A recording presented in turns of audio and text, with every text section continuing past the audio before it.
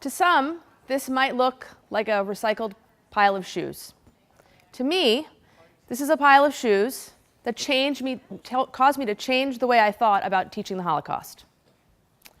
I've studied the Holocaust for quite a long time, beginning with my reading of Diary of Anne Frank when I was in middle school. And I had a deep connection with it from the very beginning, very personal connection. And I continued to study this throughout my years in school, into college, and beyond. My connection is very personal, as I said, because my grandfather was one of the highest-ranking Jewish officers in World War II Europe.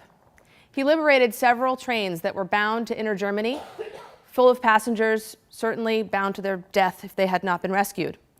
My grandfather never spoke about what he experienced in Europe. He shared his story with basically no one, wrote about them. My grandmother knew his story. Unfortunately, my grandfather passed away before I reached an age where I really could question him and ask him to share it with me. But when I became a social studies teacher, and I shared with my grandmother that the Holocaust would be part of my curriculum, she cried. And she shared with me that what was most important to her is that I never let my students forget. And I took that as a very important vow that I'd make to her, and I've continued that.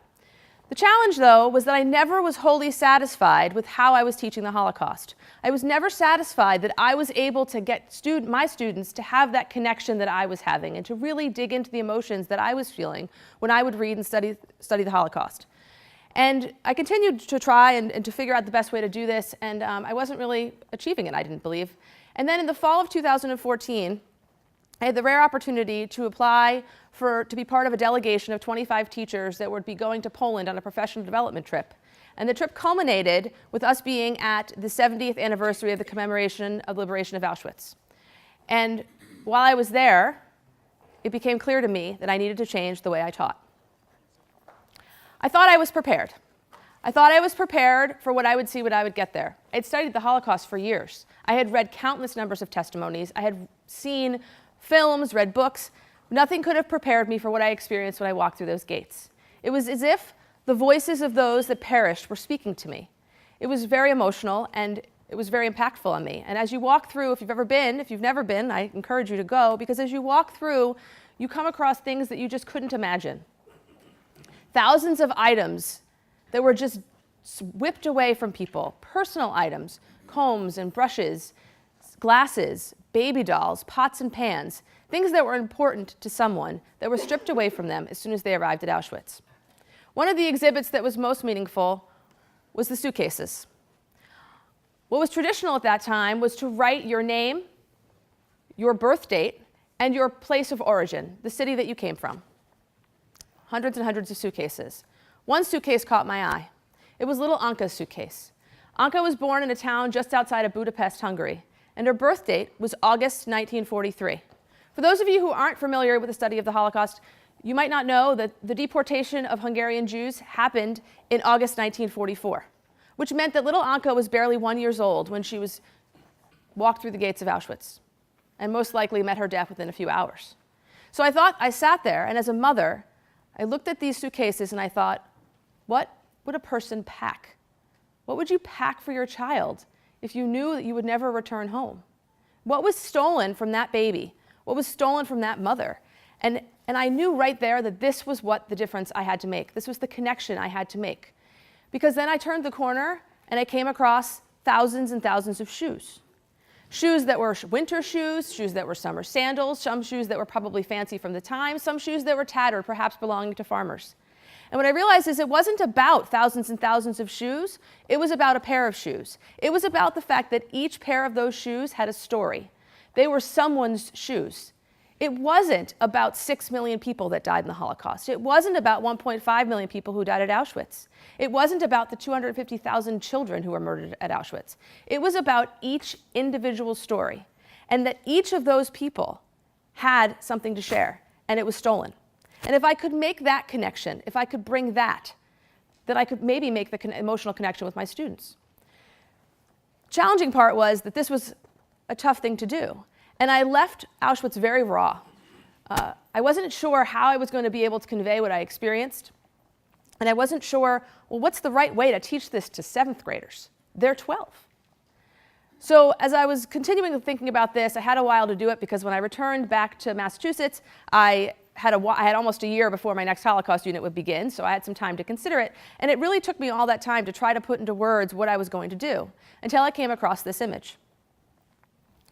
And as I stared at this image on my computer, I realized that it wasn't just about teaching the Holocaust. It was about teaching my students that stories matter, and that individuals matter, and that we have to learn their stories. So I look at this picture and I thought, this is not just a refugee seeking safety. This is a father gripping onto his child, hoping that he can keep his kids safe. This is not a nameless person. He has a name, he has a story, a favorite meal, a place to be. And I knew right then that if you and I were born outside of Damascus and not outside of Boston or Springfield, this could be us. And I knew that that was what I had to convey to my students. So I began my Holocaust unit very different this year than I did every other year. This year I began looking at our individual identities. I began thinking about if I could get kids to understand that we each have a story and that our story is important, that then I could get them to realize that everybody has a story and that we're not a group of statistics and that it's not about 6 million people or 2 million refugees, it's about each individual. So we looked at who we are on the outside, what we see when you come across someone. Are you tall? Are you short? Do you have red hair? Do you have brown hair? Are you Caucasian? Are you Asian? Are you black? And who are you when someone looks at you? Versus what's really important to you? What are the things that only the people that know you would know? What makes you different? On mine, I talked about being terrified of heights and scared of spiders. Other kids shared their favorite sports, their favorite music. I learned things about kids that I had never known, and they learned things about each other. And what was so interesting, something I never really discovered, were the conversations that occurred where the kids shared that the people they would have thought they were the most alike, they really weren't. And yet the people they had the greatest connections with, they never would have known if they hadn't done this. And they started developing this understanding that, wow, we are connected in ways we might not think about. So as we studied the Holocaust, we did so with this idea of what is a person's story. And we didn't just study the story of survivors. We studied the stories of the perpetrators. We studied the stories of bystanders. We read stories about the heroes and the resistance movement. We read stories of diaries of people who perished and never made through. And through each of those stories and that collective memory, we were able to gather a perspective of what happened to 6 million people, what happened to Europe. And the students were able to understand that it matters. It makes a difference when you understand who these people were. We continue to use this as we progress through the rest of our study of the world. For each of our units, we looked at the stories, we looked at the people, and we looked at the connections that we made to those people. One of the things that was really most impactful was having a survivor come and talk to us, and realizing that when you listen to people's stories and you take a moment to hear them, that you will learn more. But what was most important was when he shared with us that the most important thing wasn't remembering the past, but making sure that it didn't happen again, just as my grandmother asked us to do. So I'm proud to say that we have a group of global citizens. And at the end of my unit of the Holocaust, I wasn't sure if I really had made a difference, if this study had really generated the kind of thought that I had wanted it to. So I did a Socratic seminar, and I sat there, for those of you who've done them before, in the corner trying to keep my mouth shut, which is very hard for me, and I listened to the children discuss what they had learned. And as I listened to their conversation, I realized that it actually worked. And Nathan, one of my students, shared with the class that it is incomprehensible to the brain, no matter how many pictures or words, we will never be able to understand their pain. That's why we have to continue to learn about the Holocaust and hear their stories.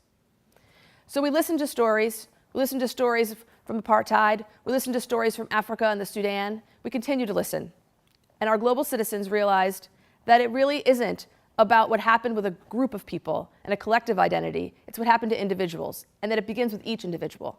And they learned that it begins with them too. It begins with them learning other people's stories, understanding the role of individuals, and understanding that this is what makes our study of history important.